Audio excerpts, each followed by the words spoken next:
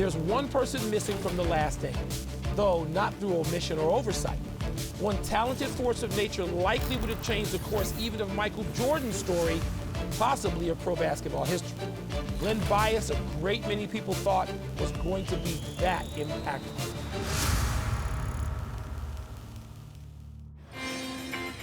You have to be 40 years old, perhaps closer to 50, to remember him clearly as an All-American at Maryland.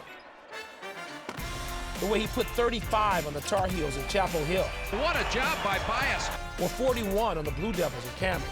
And he got that exclamation point. In case you can't remember, he stood 6'8", had Shawn Kemp's explosion, Michael Jordan's athleticism, and a jump shot from basketball heaven. Straight up, flick, bucket.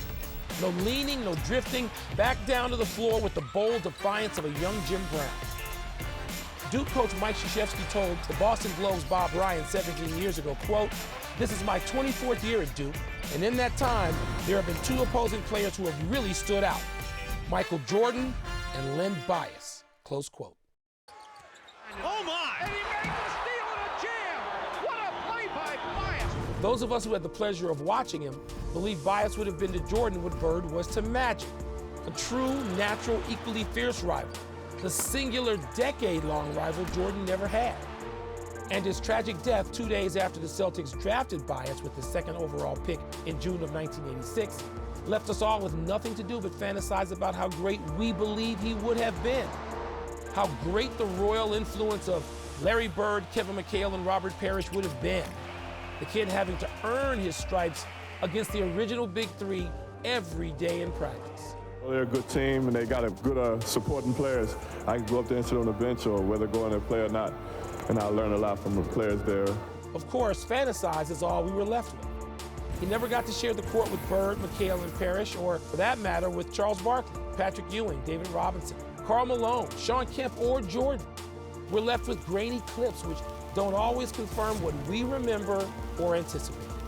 Those too young to have seen him surely wonder if the retelling of his story have become too grand and outsized, while those of us who saw him are absolutely certain it's justified. Thank you so much, Michael. Wilbon, we're now joined by Jay Bilas. Jay, you played against Len Bias in college when you were at Duke. When you look back on those meetings, what still stands out about his game?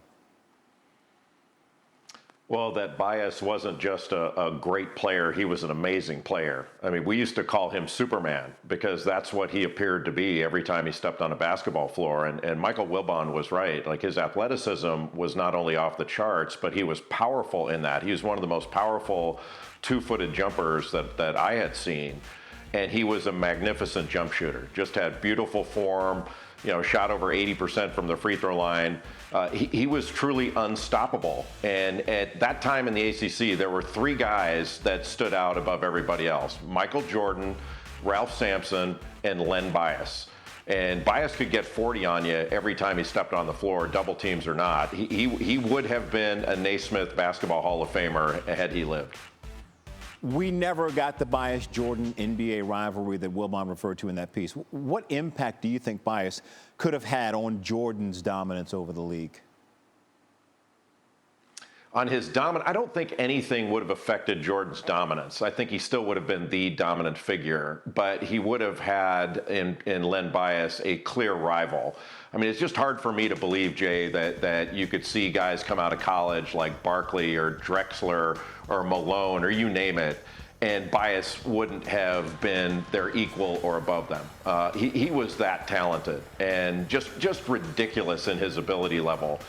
And I mean, you know, great players would look at him and be in awe. He was awe-inspiring, and there just aren't that many people. And the only thing I would differ with, though, Jay, in Michael Wilbon's piece is his grainy video comment. It wasn't that long ago. It wasn't like Matthew Brady was taking our team pictures. You know, you can still get good video of Bias. It's worth watching. Yes, you can. 8 millimeter. I know, right? And speaking of, today, 3 p.m. Eastern, We're going to take fans back to the 83-84 college basketball season with that 84 matchup between North Carolina and Maryland. The game played on January 12, 1984, featuring two All-Americans and Michael Jordan and Sam Perkins against two-time ACC Player of the Year, Len Bias. And you can catch that right here on ESPN. Oh, the video's gotten better. Jay, before we let you go, I wanted to get your thoughts on what NCAA President Mark Emmert had to say late last week in an interview posted on the NCAA's official Twitter account. Emmert discussed the prospect of fall sports, and he said, quote, if you don't have students on campus, you don't have student athletes on campus. If a school doesn't reopen, then they're not going to be playing sports. What's your reaction to that statement? Well, theoretically, I don't think anybody would disagree with that. I mean, Bob Bowlesby, the commissioner of the Big 12, and Val Ackerman, the commissioner of the Big East, have said similar things. But you have to remember, like, the NCAA office in Indianapolis has no say over football. And if the SEC or the Big Ten, if they feel like they are safe enough to play football, they're playing football, and the NCAA is not going to be able to stop it. I think the issue will ultimately be what does an open campus mean? You know, can you have some students on campus but not all? Does it have to be back to normal?